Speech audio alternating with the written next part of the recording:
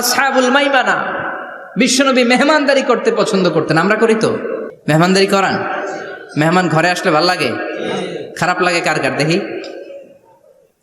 সবার ভালো লাগে, কিন্তু আমরা অনেকে খুশি হই না। মেহমান আসলে নাখোশ হই, নিজে খাইতে পাই না। মেহমান আইছে কে? খাওয়ামু করতে, খাওন নাই, যেন ও খাওন বানাইছে। খাওন পাঠায় কে?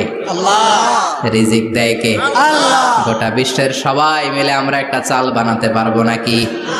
ও মিয়া চাইনিজ চাউল না, চাইনিজ ডিম না, ওগুলা সবাই পারে, ঠিক কিনা?